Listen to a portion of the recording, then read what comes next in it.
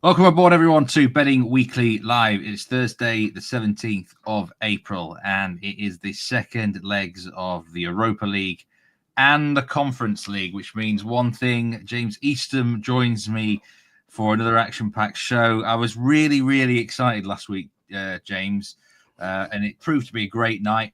I'm more nervous this time. I'm more nervous because we're going to know the outcomes. It feels like a really big night, not just from a betting perspective, but from a soccer perspective. Yeah, well, it is. Yeah, great to be back on the show, Steve. It was an interesting round of games last week for the first legs of the quarterfinals, Europa League, Conference League. I thought the two competitions were very different, actually, last weekend, both in terms of how the games went and some of the score lines. And it's left us with some really interesting ties. I think we're going to separate out, aren't we, the results tonight, the 90-minute result on the night, and also look at some of the odds of teams to go through, because some of the teams going into the second leg will feel fairly confident, I would think, given how they performed last week. Welcome in to everyone. Paul Laguna, good to see you. Says he needs to work on his NBA algorithm. Noah Goodman, welcome in. ZT. Ming Chung, this Europa and Conference breakdown is brilliant. Looking forward. I really enjoyed doing these shows with James on a Thursday this season. They've been absolutely brilliant. Ian Messina, good to see you. Foxy as well. Gianeppi, always an absolute pleasure. Give us your thoughts on Lyon. I know you're a big Lyon fan. Do you think Lyon will get past Manchester United this evening? Daniel Lucani as well. Loads of you in. Crouchy, good to see you. Real Brendan King. Peter Chalkins, always a pleasure. So we're going to go through all the matches, the early games first and the later ones. And it happens today that the two early games are in the Conference League. So Conference League gets first billing. I nearly said top billing, but first billing is here is the actual draw. And we kind of, the pictures are getting a bit clearer here, James, now. Yeah. Real Betis are 2-0 up.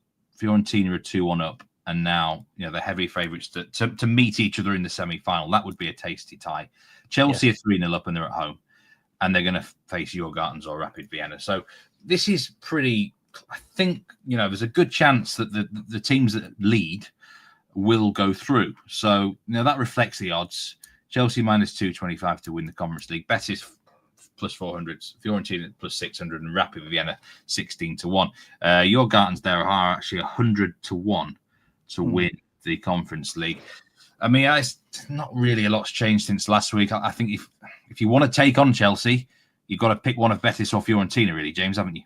Yeah, you do. And it's not a surprise to see that we've got four teams there clear in the winner market, because if you look at the results last week, we had 3 away victories, didn't we? So we've got 3 teams going into home legs tonight already with a lead from the first leg away. That's Fiorentina, Chelsea and Rapid Vienna. So they're all favoured to go through, as are Real Betis, who won at home last week. If you watch those games or looked at the highlights or looked at the stats afterwards, some of those were fairly comprehensive wins, weren't they? And it really bears out what we've said heading towards this stage of the competition, which is that, yes, Chelsea are deservedly the favourites. They're minus money to win it. They've been minus money for a long time now. But there's actually quite a clear pecking order emerging just behind them. It's not a case of Chelsea or anybody else anymore. I think it is Chelsea or, like you say, if you wanted to oppose Chelsea, it's not just pick anybody. I think after what we saw last week, it's looking like Real Betis or Fiorentina. So fairly clear picture. I've personally been on side with the Chelsea price. I know it's been a talking point. Should a team be such short odds, minus money, when there are so many teams still left in the competition? I think what we're seeing now is it probably is fair, because although there have been 8 teams and 16 teams left in it, they are clearly the pick of the bunch, so they will take some stopping. Yeah, they certainly will take some stopping. And, I mean, one of the teams that maybe might stop them is Real Betis, who have a 2-0 lead after the first leg. You correctly predicted that score in leg 1, James. Yep. Real Betis might feel they should have scored more. I mean, the stats were so dominating. 27 shots to 4, 8-1 on target, 6-1 on corners, 65% possession. It would be a surprise if they blew it here in the second leg. Jagiellonia, the Polish side, plus 350 to win that second leg. Real Betis minus 150. I mean, I got burnt on the player props last week with Betis because the manager just keeps rotating or giving players 45 minutes to an hour. And I actually think I think they fancy finishing in the top 5 in the league, James.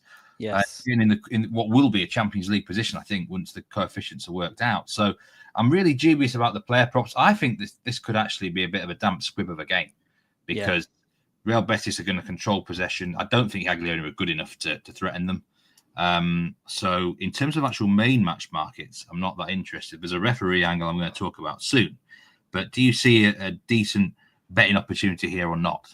No, I don't. And that's because of a lot of what you've said, actually. Betis are in the driving seat. They were very good, I thought, last week. They're in a comfortable position in the tie, 2-0. I would just flag up how well they've done away from home in this competition recently. I think they go into this game with 3 straight away wins in the Conference League, all of those to 0. There was a 3-0 win against Ghent. There was a 4-0 win against Victoria Guimarães. So they've got good away form. I understand them being minus money to win on the night, minus 150. Against that, I would never bet on a team to win away from home when they've got a 2-0 lead from the first leg, because they don't need to win. Would they bust a gut to win if it was 0-0 or 1-1 going into the final 10 minutes? I don't see why they would, because they don't need to win it. So that would talk me out of any bet on this game. I think you make a good point about their domestic situation. If they can afford to rotate here, maybe they will. They might feel that a 2-0 lead is big enough that they can rotate a little bit. So I would fully expect Betis to go through. They're extremely short odds to qualify, minus 3,335. I mean, it's unbackably short to make it through, but go through they should. And for me, a little bit like you, Steve, from a betting point of view, I think there's absolutely nothing at play here. Yeah, I mean, I did think about under 3 Asian goals as a slight lean. 8 of the last 10 Jagiellonia games in all competitions have gone under 2.5 goals. 8 of those 10 both seem to score no as well. But I just wish I knew the mindset of the underdogs in the Conference League, because part of me thinks a couple of them probably won't believe really truly now, and sort of acknowledge they've had a great run, and but the game's up, if you know what I mean. And I think Jagiellonia could be one of those sides. There's a very interesting referee appointment who we both know a lot about, and that is Clement Turpin, who, I mean, he's one of the most famous referees in the whole of Europe. He's had many a big game. I don't know why. There's some very strange referee appointments, actually, in the Conference League. Some big guns have been wheeled out. But Turpin is in play here, and known for basically not giving cards. This is a referee who gave 1 card in Real Madrid against Atletico Madrid, and that was for a goal celebration into the crowd. PSG Marseille gave 1 card. He gave 0 cards Man City Real Madrid. If he plays to how he normally refs, there's not going to be many cards here. So under 3.5 cards at plus money, that really caught my eye, especially as the second half could become a non-event entirely if it's clearly over. So, I mean, I don't know why Turpin is here, James, but he just lets an awful lot go. His style would suggest probably not many cards. Yeah, he's a big name ref, isn't he? So it's a surprise he's got this game. If you watch him, he's got a very communicative style. You're far hotter than I am, Steve, on the stats and the facts with the refs. But watching him, he's very communicative. He'll talk to the players. He'd rather talk to them and sort out the situation amicably if he can. We've seen that for years now, haven't we, in League One? So he's a key communicator. We'd probably see that approach here. I don't see why it would change. Very high-profile ref in France and Europe now, you have to say. So interesting one, but I think, yeah, you're right. His style would point towards low cards, certainly. Yeah, I'm gonna take under 3.5 cards here for those who can bet on that market. And do you know what? I'm going to ladder all the way down, if possible. Look around, and I might even back no card actually here. Bit risky, but you probably get nearly 20 to 1 on that potentially in some areas. Just looking through some comments now. Nish says Eintracht. We're going to come to those games soon, Nish, but he's liking the Bow teams to score markets in the Europa League, and we're going to talk about Fiorentina very soon as well. Noah Goodman thinks Chelsea match both teams to score no. We'll be touching on that game later as well. Bakambu scoring a lot in this competition, plus 200. That's not a bad shout, actually, to be fair, Ginepi. And Needleman, I will certainly. Nigel was in great form yesterday on the live show. He absolutely, he nailed that Inter game in particular. But it was a good show. Dan Robert, welcome in, Dan. Hope you're back in those draws in the Europa League last week. Profitable Europa League trends. Overs. There you go. That's why to get in the both teams to score yes as well. But we're sticking with the Conference League because we've got the Fiorentina match to talk about. Now, actually, just before we go on there, 99% of the money on Real Betis in this game on the money line. That doesn't really surprise me. Fiorentina against Celje. This was a good game, the first leg. I thought Celje gave it a good shout after being behind 2-0. Fiorentina 2-1 up. Minus 335 to win the second leg here. Celje, a massive price, 8-1. You like the goals here. I do as well. It's been a theme through the whole competition, really, for both. Yeah, it has. I think I might be going against one or two people in the comments. I think I saw Noah, was it, coming up with not sure about both teams to score in the Fiorentina game, which isn't actually my play. So I don't need both teams to score, but I do like the goals here, Steve. You are right. It was an entertaining game last week. I think it will be open and entertaining again tonight. And I expect both teams to be positive here because I think Celje will feel as though they're still in this tie. Yes, they've got a lot to do, but they did get the goal last week. They've kept themselves only a goal down in the tie. It's 2-1 to Fiorentina from the first leg. So I don't think they'll go into this feeling like they're out of it, which might be the case in one or two of the other games tonight. I think they're going to have a real go, which is kind of the approach we've seen from them anyway in the competition this year. And it's also the approach we've seen from Fiorentina, particularly at home. So just to go through some of Fiorentina's home results in the competition so far, there's been a 3-1 home win over Panathinaikos. There was a 3-2 win over my favourite team, Paphos, at home as well. And also a 7-0 win against Lask. So it just shows Fiorentina can break all sorts of goal lines on their own. So I'm got a lean on the game. It's not a full pick, but I'm leaning towards over 3 goals, which is available at minus 130.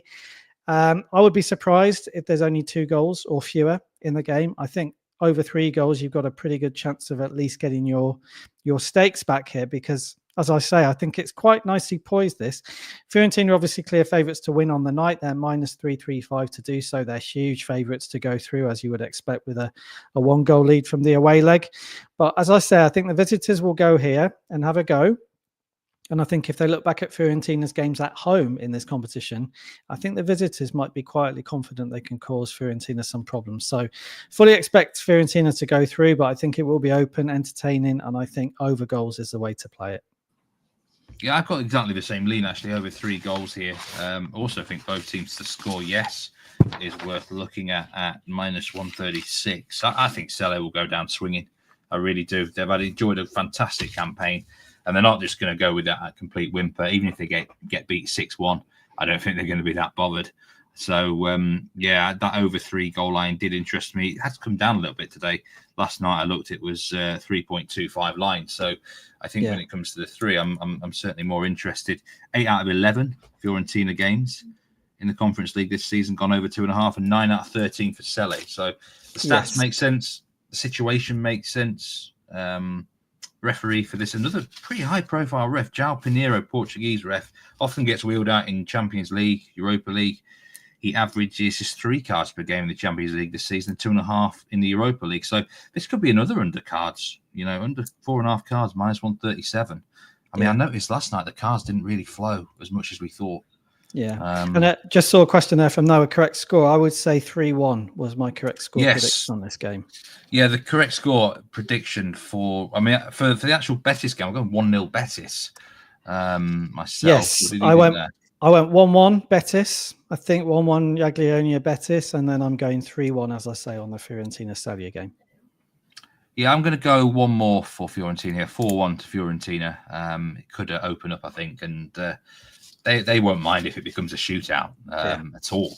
If Celje do operate quite open here. Foxy, I don't like the cards because of the ref stats in Europe this season. I suppose if Celje really get close and have a good go, then it might do something. In terms of the actual money for the game, 98% of the money is on Fiorentina, 80% of the money is on the over market in the over-under. So, no real surprises there. We're going to move to the Europa League now because all 4 matches play at the exact same time. Let's just have a look at the draw bracket first, remind ourselves where we are, and this is a lot more closer. Yeah. How close is this? I mean, 3 of the 4 matches ended a draw. We could get any outcome here for the semi-finals, and we're not entirely shocked, are we, James? So in that case, is this now a time to attack the outright futures market in the Europa League or not? There must be. I bet there's something here that everyone would have a little bit of a fancy on, if you know what I mean. Yeah, well, I think so. I mean, I backed Athletic Club Bilbao about 6 months ago on the newsletter, I think it was, in the outright market, when they were quite short then, actually, but a bigger price than they are now. They're favourites. We should remind people the final of this competition will be a home game if Athletic Bilbao get there. But that's too short for me. I have to be aware of my potential for France League One bias because it's the league I follow most closely. I still think Lyon are a good price there in the outright market at plus 1,200. Could end up with egg on our faces if we believe that tonight. They could go out to Manchester United, but I think at the moment, as we're recording and filming and broadcasting before the game, I think that's too big. So maybe Steve, I think Lyon haven't really moved. So for me, I might have already gone in on them before tonight, but it's really close. Like you say, they were really close first legs last week, and I think it shows not only the quality. I think there are some good quality sides in this competition, but there's actually very little to pick between the teams, and I think that's also reflected in the winner odds there because it's fairly tight, isn't it? Whoever you think is going to progress into the semi-finals, they're worth betting on the outright market. So you've got to decide. There's going to be loads of different opinions. I mean, we're going to talk about the Lazio game soon, but if you think Lazio are going to turn it around against Bodo Glimt, plus 800 will look a massive price because there'll be half that going into the semi-final, potentially even shorter if they play Frankfurt. So there's loads of options on the table. Put down in the comments who you think is who's the best bet on the outright at the moment. Paul Lagoon, it wasn't Kit Kat. Don't worry, Kit Kat's absolutely fine. There's there's a goose that sort of roams around my house, and I think one of my girls let it in the house briefly, which is that noise is what you heard. A bit of a Don't worry, it wasn't one of my cats. It was an horrendous noise. But it's like a zoo here, James, as you can imagine. Sometimes, just come on, Leon. Leon is good value. I've got a feeling a lot of the chat is going to be behind Leon today, James. We're going to come to that. Yeah, well, that's my fault, probably. So very soon. There were rumours once that you were a Leon fan, of course, on here. A lot of people thought there you were a Leon there? fan at one point. Not true. Frankfurt plus 550 is a joke, says Effie Briofsky. Nish reckons United takes the match today. Where on earth shall we start, James? Let's have a look at the lineups of Bet Rivers. But let's not keep people waiting any longer. Let's go to the Lyon game. Man United versus Lyon. Yeah. And Man United minus 148 now with Bet Rivers.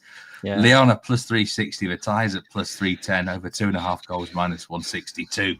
Yeah. I am gonna I think now is the time to bet against Man United in this competition. I really do. I can't believe minus 148 and to win in 90 minutes.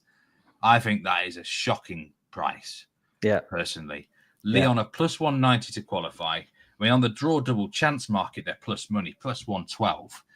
This Man United team might be unbeaten in the Europa League, but honestly, whenever I see them, especially Premier League, they are awful. Yeah. I think I'm going to put my, money where my mouth is here. I'm going to stick my neck on the block. I think Lyon will qualify.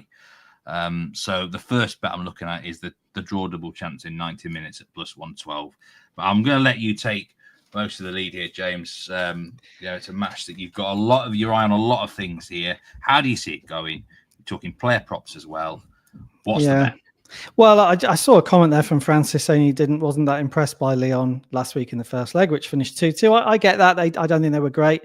But I felt that it was an even game. I thought the draw was a fair result. I don't particularly think home advantage will make any difference, either home leg, as we saw last week, or away leg. That's for Lyon this week. They certainly won't be intimidated, I don't think, by going to Old Trafford. If anything, looking at the kind of players Lyon have got in their side, I think they'll really enjoy this. They've got some players who either are used to the big stage or would like to be playing on the big stage. So I think they'll probably looking forward to it. I agree with you. I think Man United are too short at minus 143, given what we saw last week, which was very little between them.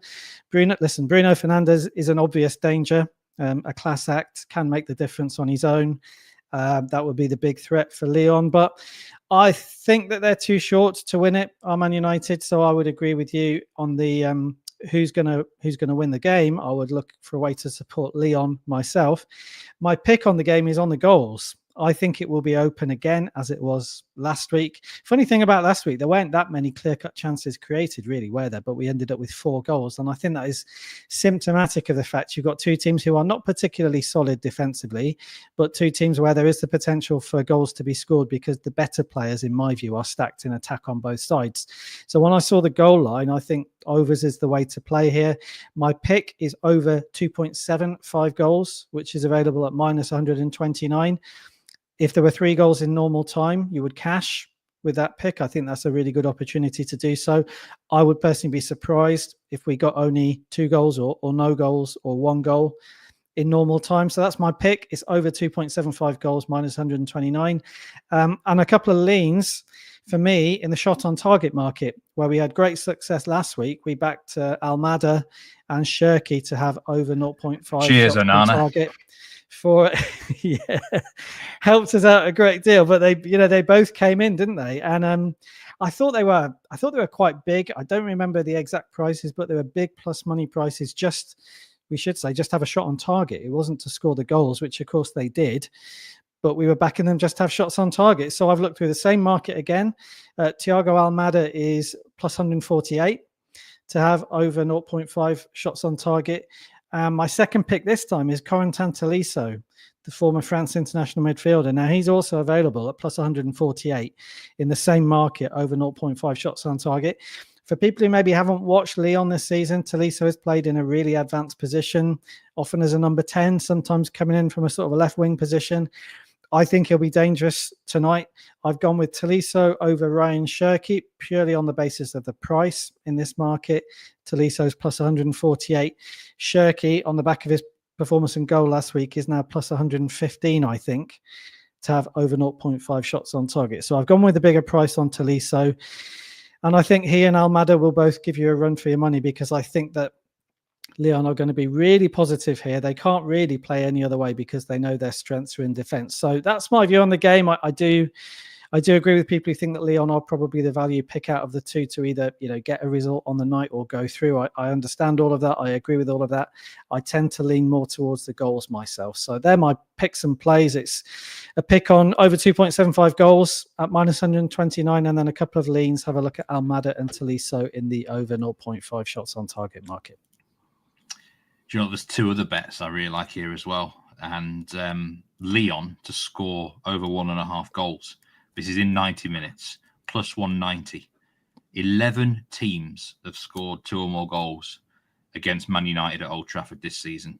Wow. I've got the list here. Fulham, Ipswich, Palace, Brighton, Newcastle, Bournemouth, Forest, Bodo, Glimt, Leicester, Spurs, Liverpool. 11 teams. Yeah. I mean, I don't know what the rest of the teams were doing. Man United have been very attackable all season. I think Lyon are very capable of scoring. It might even suit them better to be away from home. I think it might, Steve. I agree with you, Steve. I think, United are going to come on to them. I think that will suit them. And they've got real quality in the final third. We've mentioned Shirky, Almada, Tolisso. It's going to be one of Mikhailiuk or Lacazette starting in attack. Maybe not both, probably one or the other. Then with the other one to come off the bench. Malik Fofana is a dangerous young winger. He's fit and should be on the bench tonight. So they've got great quality and options in attack, and they'll be dangerous if they need to be. They'll be dangerous the entire 90 minutes, both with the starters and the subs. So I can see them posing a real threat here. Someone said Genepi. Sorry, it's he had a dream they were leading 2-0 at half time. I looked at the half time Lyon lead plus 335 for Lyon to be winning at half time. Man United, the Premier League show, have said it a lot. Lewis Jones on the live show. Man United just don't score many first half goals. Full stop. Yes. So half time Lyon wouldn't be a surprise at all. I mean, if you think Man United are going to come back, you could even look at the Lyon tie, sort of half-time, full-time market, maybe along that sort of line. Effie does make a good point. Effie Brodowski here. There's a huge money implication for Man United. Elimination would cost them millions of euros, and that is true. And what we remember, the whole season's on the line here for Man United. Whole season. Yes. Yeah. Nothing else matters now. Same for Spurs as well, and that can be a positive for them. But also, I mean, there's a lot of pressure on that as well. Yeah. And, do we trust this side to handle the pressure? They did in the last round against Real Sociedad, to be fair to them. Yeah. But I'm just not convinced by this United team. Dalot and Dorgu, someone put that up there. That Dorgu, I mean, I think he's a work in progress, but he seems such a predictable player. He just cuts inside on his strong foot all the time. He tries not to cross it. Dalot's inconsistent. I should say as well, it's not just for myself. It's not that I think United can't go through or couldn't win on the night. It's all to do with the price for me. I think once I saw where the price was on the 90-minute result with United such short minus money, that skews all the other prices. So if you think like I do, it's more of a 50-50 game. The way it's set with United being such clear favourites, it means that all the interesting prices really then become about Lyon. There's a knock-on effect. Obviously, all the markets are interconnected. And then it's like, well, there's so many ways of playing Lyon. If you think the top line view of the market is wrong, and I happen to do that. So it's not so much that United will be completely outclassed here or anything like that. I'd be very surprised if they were. But I think the market is calling the game wrong by seeing United as such clear favourites. That over 2.75 goal pick that you've got there, James, is that going to be your best bet of a night? Or is it one of these shot on target bets, do you think? That's a really good question. Yes, it is actually. It's going to be my main pick of the night is going to be at over 2.75 goals. And we should say again, that is, you've mentioned it once already, Steve, but that's in normal time. So these plays are 90-minute bets. So it's over 2.75 goals in normal time. Giuseppe is asking about cards. Sandro Sciarra is in charge in the middle here, Swiss referee. Only given one red card in his last 16 UEFA competitions officiated. So he's not a ref that likes to dish the red out too often. In other words, I looked at his other stats. He's quite inconsistent. It's going to be interesting. By the way, but Lyon over 1.5 bet. Lyon have scored 2 or more goals in all their away games in Europe this season, apart from against Fenerbahce, which was 0-0. And they regularly do score over 1.5 goals. Nish, we know Nish is on the United side here, and that's an interesting one. And look, if United do perform here and deliver, obviously get through, and if they were to do it with conviction, and I think for the semi-finals, we'd all have to rethink a little bit.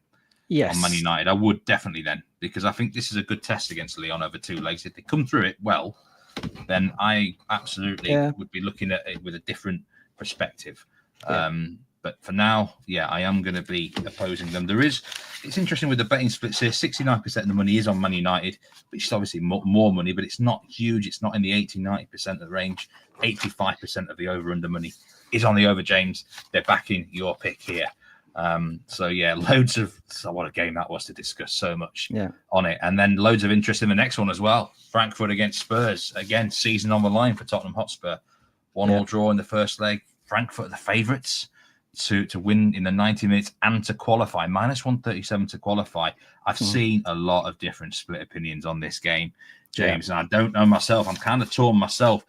I would actually, part of me would actually quite like to see Spurs go through into the semi-final. I think it'd be great narrative with the Spurs Ange Trophy thing. Whether they can do it or not, I don't know. The captain's out, isn't he? Son Heung-min. So that's a big blow. Big blow. Yes, it is a big blow. And I backed the over goals in the newsletter at the start of the week. I went over 3 goals, which at the time was available at plus 300. I looked just before we came on air. It's into minus 113 now. So people have backed goals in this game. Would that change with Son being out? But it might do, because he's such a huge weapon for Tottenham, and it creates an issue for them in attack. Certainly, I don't know if Mathys Tel will come in, maybe the young French player. But listen, if you look at the to qualify prices on this round of games in the Europa League, there's some really, really tight calls. Eintracht Frankfurt are favourites to go through, but there's not a lot in it, is there? Minus 137, and Tottenham are plus 110. So the market feels this is really nicely poised, which I completely understand. We've got a 1-1 scoreline from the first leg. I'm not sure playing away from home will make any difference really to Tottenham. They know exactly what they've got to do. I think it will be a more positive game than a cagey game. I think both teams will go into it thinking that they can win it and will play that way. So I tend to lean towards the goals rather than the match odds. I wasn't quite sure really. I know Tottenham have got a slightly questionable away record, I think, at the moment going into this. That's across all competitions, but there's Lee making the same point there. They do have a poor away record. That's a concern. But listen, a one-off game when their entire season is riding on it, they're going to give it everything. They've known that this game is such a massive one for them. it's going to be tough to call. But I went on the goals in the end because, as I say, I think there's a lot of quality stacked in attack on both of these sides. We've seen how Ekitike has been playing this season, done really well. I saw Eli Vahi get a mention there in the comments. Dangerous player to have on the bench. So I went on the goals, but I think it'll be a really, really entertaining match. And like you, Steve, I've heard lots of different opinions on this game. It's very, very difficult to know which way, for me, that the actual game is going to go. I did quite like a goal scorer prop for this game, and it's been mentioned there by Effie Ekitike. You're going to have to pronounce that for me. I always get him wrong. To score any time. Ekitike. It's easy for someone to say. To score any time, plus 145. And he scored last week. He's been excellent this season.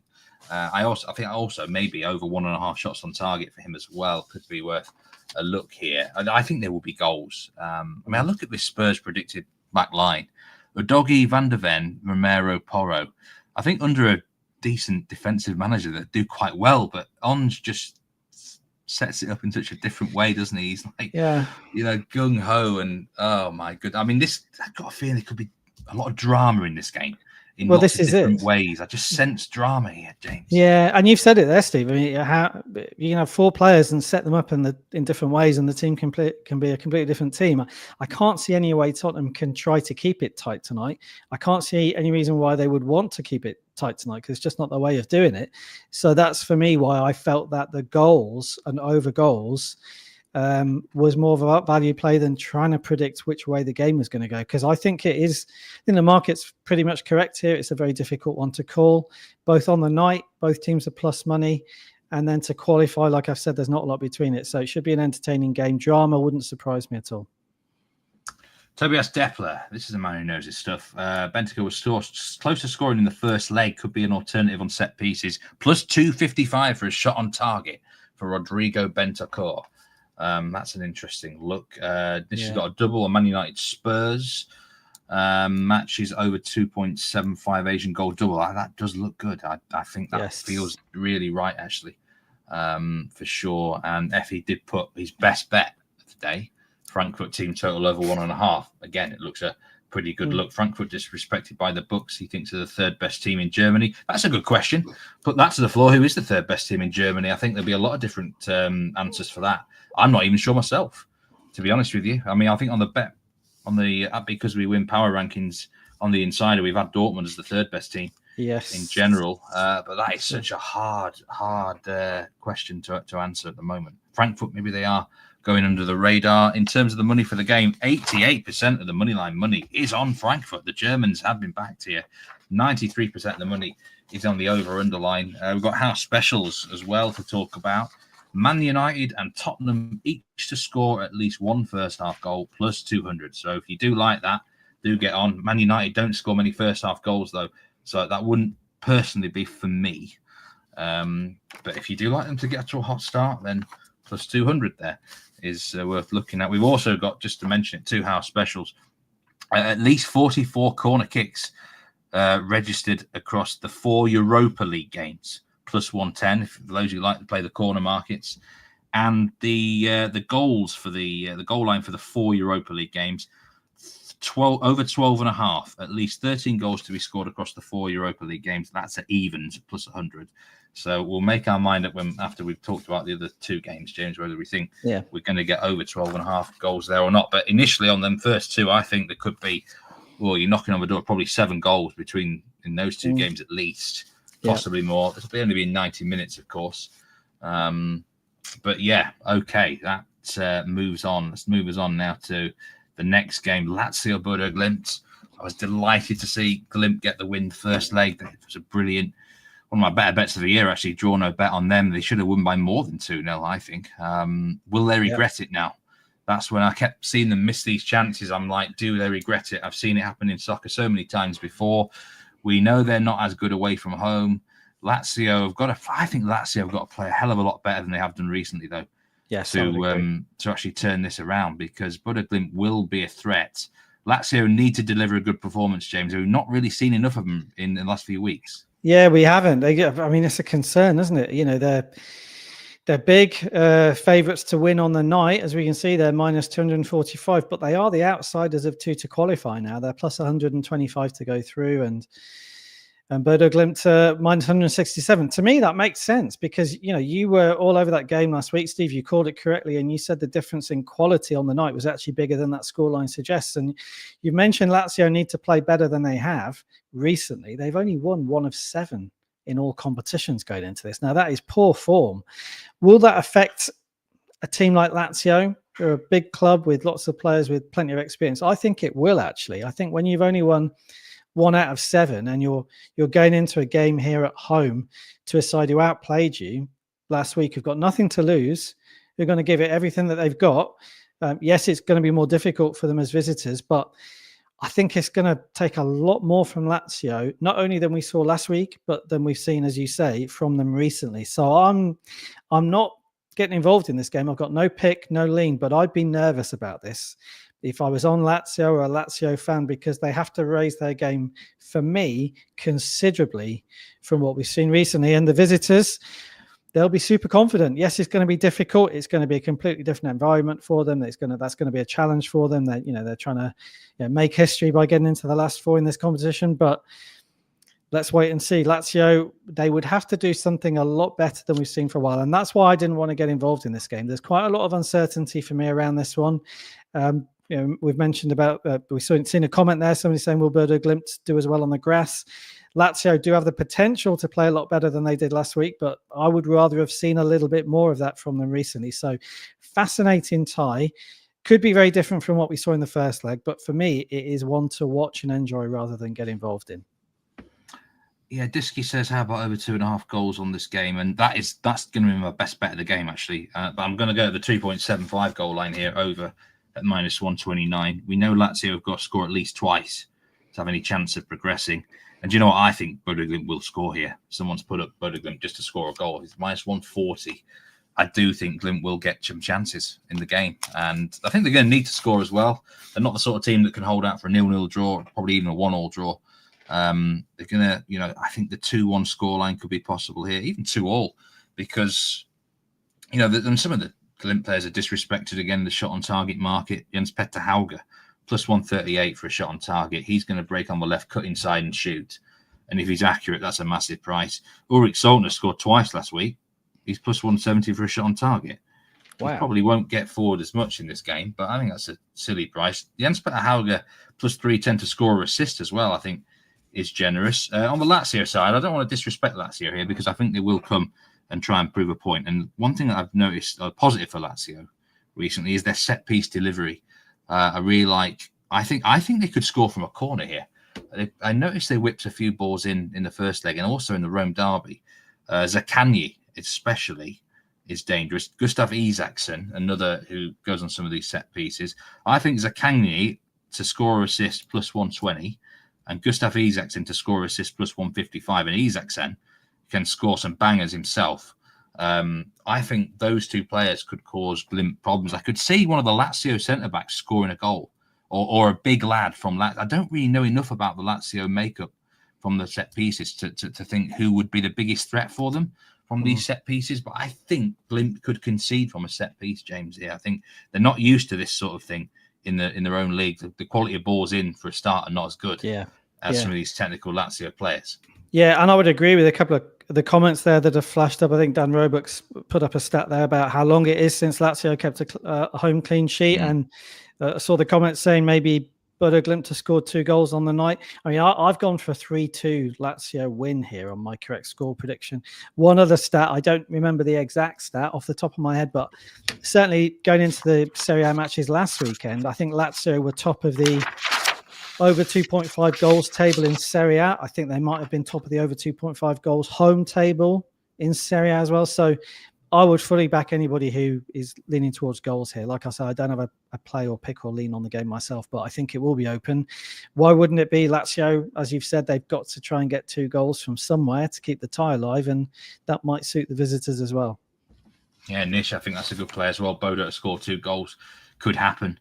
I think Glimt, and I think to be fair, nearly all of the chat here, they know what Bodo Glimt are like. Then a lot of people in the general public might just disrespect them and see tonight's game and believe Lazio easily win. I don't think, I mean, even if Lazio do win, I don't think it will be easy for them at all. But, they are at home. Let's just see if they can deliver a performance here.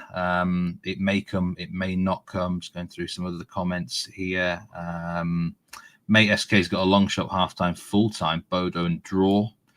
They can come out strong. I mean, one thing I will say, the Lazio did a very good job on the striker, Kasper Warts-Ho last week. I don't think he hardly had a shot. They contained him pretty well, but they didn't contain the runners, the midfield runners, very well. That was a big problem for Lazio. Where they can solve that in the space of a week, I'm not sure. The money is on Lazio, 76% of it. And the money's actually for the under early, 63% of the money on the under, but I think over is the way to go here. I mean, you've gone 3-2. I'm going to say 2-2 draw. Yeah, this looks, again, another game for goals, James. Yeah, I think so. Definitely. So, anyway, good luck whatever you're taking there. To everyone, the final game, Athletic Club Bilbao against Rangers. Dramatic first leg, ended 0-0. Missed penalty. Yeah. Rangers just keep getting something in Europe, don't they? I don't know how, by hook or by crook, but it feels like the best thing to do with Rangers in Europe games is to bet against the obvious logical outcome. Yes. It really does. Athletic Bilbao -315. I mean, I think they'll go through, but I'm not going to bet them at -315. This Rangers side have burnt me so many times in Europe. I'm a bit scared to go against them. It sounds a bit weird that because Athletic Club are by far better. Is anything you like in this game at all? No, there isn't, in the sense that the prices to me look about right. I can't really argue with Athletic Club Bilbao being short price favourites to win on the night, because they need to win, in the sense it's 0-0. Obviously, a draw would take it to extra time, but they're going to go there fully focused on winning. It's not like some of the other ties where the favourites have got a lead. So lots of focus on this game. They've got a very good home record in this competition this season. I think they've won 5 out of 5 at home. They're -560 to qualify. Ginepi, they're saying way too short, in my opinion, Bilbao price, which, I wouldn't argue with people who think it's too short. I think they'll go through in that sense. I wouldn't oppose them, but I'm like you, Steve. I'm reluctant to get involved in these prices. Rangers have done brilliantly in this competition. I think if you're Rangers getting into this, you can draw confidence from the fact you've actually done better than a lot of people would have thought, both generally and also in a couple of your away games. If you think about the Fenerbahce game, was it away from home that they won?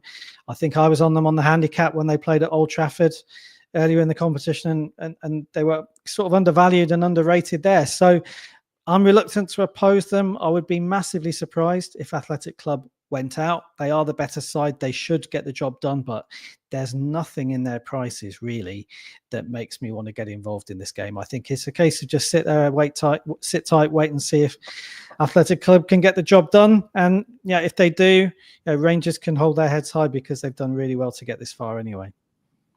Yeah, Dan Robert there. My gut feeling's telling me to leave this one alone, because I mean, this is an interesting stat for Rangers. They've scored at least one goal in 11 of their last 12 away games in Europe. Yeah. So, I mean, Mate SK's put Bilbao win to 0. And initially, that's the first thing that comes to mind. Bilbao, keep it tight, and, win to 0 is a good option. But then I look at Rangers away from home. They enjoy being on the road. Yeah. Their style these days. I like my lad, Vaclav Černý again, over 0.5 shots on target. It didn't happen for me last week, but they were down to 10 men for, 70 minutes? Or longer, -108 for a shot on target. He breaks really well. A bit like Jens Petter Hauger in the Bodo Glimt fixture. He'll break, he'll cut inside, and he'll try and shoot. And if that's on target, that's a big price. Yeah. So, -137 Rangers to score. I did think about that. But Athletic Club will dominate this game territorially. It's a tough one. It's a tough one indeed. I mean, there's a few difference of opinion in the chat as well, which kind of proves the point. 90% of the tickets are on Athletic Club. 65% of the money on the over-under is on the over here. There's a stat from producer Troy here. Vaclav Černý has attempted at least 2 shots in 6 straight Europa League matches. His shots line is over 1.5, and it was at -150. I would prefer to take the shots, but I just think the shot on target maybe is what I'm forced into here with Černý at -108. They can be if Rangers actually produce a shock here, there was someone put down, they're going Rangers as a hot dog to win, Sultani Akraf. Do you know what? If that came in, I'd be surprised, yes. But I wouldn't necessarily be entirely shocked, because this Rangers team just produced miracles in Europe time after time. So yeah, I'm not going to get heavily involved in that game. We move back to the Conference League, 2 late matches. You got this one right, mega right last week, James. Again, Chelsea have really, really helped you out this year, haven't they, in the Conference League? Yeah, they've been But great. now, I mean, we don't know the 11. They're 3-0 up. They don't have to win. Minus 500. The handicaps are what? -2, is it? I think, on the Asian line. Yeah, it is. Are you going to go in again? Are you going to double dip with this Chelsea team or not? Do you know what? I'm not, but I was extremely tempted to back Chelsea minus 1.75 on the Asian handicap here. Having looked, I wasn't going to get involved at all, but having then looked at the game in a little bit more depth this afternoon, I was tempted for a couple of reasons. The first is just Chelsea's attitude in this competition. I think has been absolutely first class. They obviously got the job done, but they got it done emphatically last week with the 3-0 win away to Legia Warsaw. That is the sort of thing we've seen from Chelsea all the way through this competition, not just settling for the easy win, or should I say the narrow win. They go out to really beat teams. We've seen it time and time again. Will they show the same attitude here when they're already 3-0 up in the tie? Probably. I think they probably will because they're at home and they want to put on a show. And we've said it many times, there are players in the starting 11 for Chelsea in this competition with their own individual reasons to want to impress, whether they be new players who are from the academy and getting a first chance in the first team. Players like that always want to impress, or whether it's players who feel they should be getting more game time in the first team in the Premier League. So I think their attitude will be good. I think a second factor is that the team news would suggest Legia Warsaw have got 3 or 4 regular starters missing. That would obviously help Chelsea as well. And just the difference in quality last week was really abundantly clear to me. Even Chelsea at second positions or third choice players in certain positions are a lot better. So I was tempted to go in on Chelsea minus 1.75 Asian handicap, which was minus money, but still pretty good odds. In the end, I'm leaving it alone. I think the 3-0 lead, there is a little bit of doubt from me just how much energy we'll see from Chelsea in this game, but they'll probably win it. They won't just think, we're through, we've got a 3-goal advantage. That's not been the attitude we've seen from Chelsea in this competition this year. So I would expect them to win it. But one for me to leave alone in the end, because as a general rule, I would not get involved in a game which is not over, but where the home team have got a 3-0 lead from the first leg away from home. So I'm sticking to my rules. I'm just going to leave it alone. But I would expect Chelsea to get another win tonight. Noah Goodman's after an opinion, James. They both seem to score no. What do you think here? Well, yes, quite possibly, because we didn't see much from Legia Warsaw last week in attack. As I say, Chelsea have been good attitude-wise. They've not slackened. When I've seen them in this competition, they've tried to play the right way through the final whistle, keep their discipline.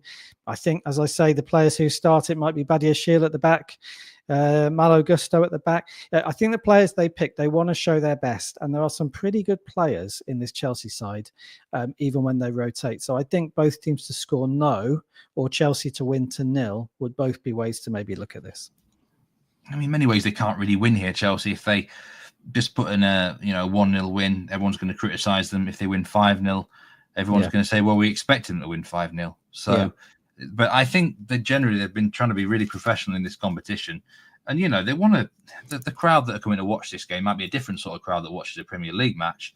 Yes. Let's put some entertainment on. Let's, give them something to cheer and get some momentum, because they've not had the momentum in the Premier League. So, yeah, they've not. And, just to run through some of the names, Sancho might be playing, Christopher Nkunku might be playing. I mean, Christopher Nkunku is a good example. He's done really well in this competition. He's a player who, I like him as a player. I think his attitude has been good for a player who's had injury problems and isn't a regular starter. Reece James might be playing in midfield. It's the Easter holidays here. You might get a slightly different crowd and there's no pressure on them. So I think they'll go out there and try to perform. And I think, anything other than a Chelsea win would be a massive shock for me. Yeah, I do agree. It's another match where I think the referee angle could be looked at and the cards angle unders. Alejandro Jose Hernandez, another ref he averages around 2.5 cards per game in the Champions League and Europa League this season. Another high-profile ref in the Conference League today. Some really high-profile ones and an even bigger one in the final game we're going to talk about soon as well. 98% of the money is on Chelsea, 57% of the money on the over. So, I think Chelsea here. Let's just do some correct scores because we didn't really do them, did we, for the last round? I'm going to go 3-0 Chelsea. Yeah. Yeah, 3-0 Chelsea as well for me, Steve. Yeah. I wouldn't be surprised if we saw that. Okay, and the Bilbao game, I'm going to say 2-1 Bilbao. Same here, 2-1 to Bilbao. We are on the same page here, aren't we? Absolutely. Okay, and real Brendan King, he thinks Chelsea will want to rebound after the Ipswich game. I think that as well. They've got to show something, get momentum, finish in that top 5, get the Champions League spots. The final Conference League game, this is the closest tie. Rapid Vienna, well, in terms of the favouritism, Rapid Vienna do take a 1-0 lead back home with them against Djurgardens here. Minus 143 to win the second leg. They don't need to win the second leg. Really disappointing for Djurgardens that they lost the first. It was a goalkeeping error. It would have been 0-0 else. And I did like the unders that day. And it was kind of proven. I don't know what's going to happen here. Djurgardens do welcome back 2 or 3 players that didn't play the first leg. Neither side are particularly great domestically. I've not got a bet in the main markets here at all. There's a couple of sort of side markets I was looking at. So Tokmak and Gwen is back for Djurgardens. That's a big boost for them up front. He gives them a massive physical presence. He can, he doesn't always finish his chances, but he did something in the second leg of the previous round. He raised his game massively. I think he's a big price, close to plus 300 to score any time. Big threat on the break. We'll talk about the referee soon here, James, as well. But could Djurgardens turn this one around? Would it shock you massively if they did manage to get this? To qualify, they're at plus 550. There might be worse bets. I mean, I think Rapid Vienna will go through, but I've got a feeling it might not be straightforward sailing for them. Yeah, I would agree. I think I was slightly surprised that Djurgardens lost last week. Not necessarily that I thought they would win, but they were, I felt, going to do better than they did in terms of the result last week. So the reverse happening this week wouldn't surprise me too much, because I still don't think there's that much difference in quality between the two sides. That's what led me towards Djurgardens before the first leg. And has it really changed just because they lost at home to an own goal? And I don't think so. So I certainly wouldn't want to back Rapid Vienna at minus 143. Noah's saying they were terrific in the first leg. I think there could be a bit more to this tie than them just going through as easily as maybe their price to qualify would suggest. They're minus 1,000 to qualify. Djurgardens are plus 550. So let's wait and see. I didn't have a lean or a pick on the game. I quite liked unders. I know under over line is 50-50 exactly on this match. It's minus 114 for both of them. Of the two at 50-50, I would lean towards unders, even though it's slightly different with a second leg where it's now or never.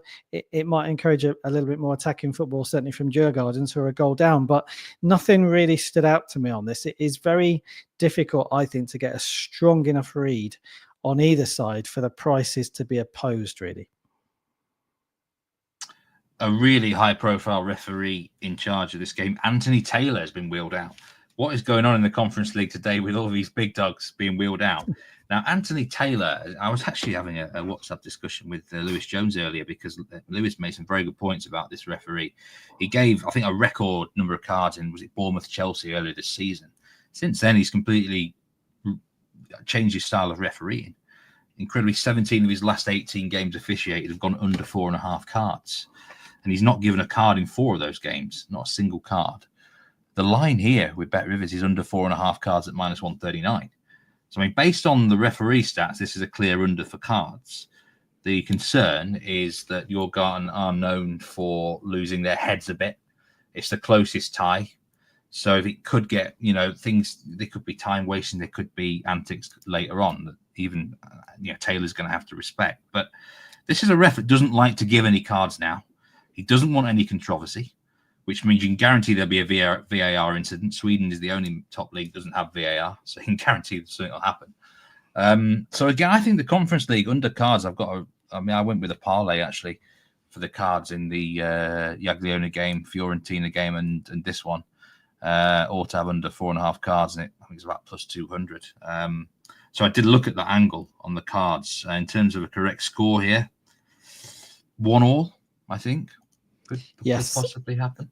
Yes, I've gone on exactly the same score, 1-1. I think it could be one of those where Djurgardens make it a contest, but maybe don't quite get it over the line. So 1-1 for me as well. Yeah, be interesting to see how this one goes. 95% of the money is on Rapid Vienna on the money line. 80% of the money on the over-under is on the over. I'm not sure I'd be going that direction though. So it wouldn't surprise me if Rapid Vienna won, but not for me. Guy, yes, any updates on the Man City relegation? I mean, we've been waiting for for this hearing to come through for a long time, Guy, and your guess is as good as mine. Dan Roebuck says Bellio, anytime goal scorer plus 170. He has a good season for Rapid Vienna, no doubt about that. Nice sort of dangling carrot as well for both these teams. They'll be playing Chelsea in the semi-final. That'd be big for both. But yeah, so before we go, James, what's your best bet today? You did give it earlier. Remind the viewers. Yeah, best bet of the day for me is Manchester United Lyon game over 2.75 goals at minus 129. Oh, I don't know what my best bet is, but I think the goals in Lazio Bodo Glimt over 2.75 goals at minus 129. I do like that Lyon team total over 1.5 goals at plus 190. I think Man United can be got at today. It's interesting. Just got the biggest bets in from yesterday, and the biggest soccer wager yesterday was Shanghai Shenhua against Qingdao Hanyu over 6.5 goals live at minus 115. That's the Chinese league, and that was unfortunately a loser. Not often we get to mention the Chinese league on this show, but there it was yesterday. Notable live streams today: Bradford City, Notts County in League 2, Midtjylland Copenhagen. That's a big game, isn't it? In Super League, in Danish Superliga. Didn't even know that was on, to be honest with you, until I've just seen it just now. Massive game there at the top of the Danish table. Premier League darts, if that's your sort of thing. James Maddison, we're doing that if he scores a goal with his celebration. And then WTA Stuttgart and Rouen as well. And Shakespeare's in Kansas City Royals over the Detroit Lions. Plus money play there from Shakespeare. Yeah, thanks everyone who joined in. Had loads of comments today. Really enjoyed the energy. And James, it's been a pleasure as always. We are locked in for the semi-final, both legs, and also we've got you down for the final as well. Me and you, both the conference and Europa final. So we're not done yet for the season, are we? Not at all. Looking forward to it. Thanks so much, James. It's been a pleasure as always. Cheers, Steve. Thank you very much. And thank you, everyone. Remember to gamble responsibly. And if you're new to the channel, do hit that like button. It'd be great. And a subscription as well. A Betting Weekly Insider newsletter. Remember to subscribe to that. All sorts of plays across the board. I'll put the link in chat now. But until next time, on Betting Week, me and Jack Wright tomorrow, we're going to be doing in-play bets on Good Friday fixtures, plus looking ahead to the evening session. Take care, everyone, and I'll see you tomorrow.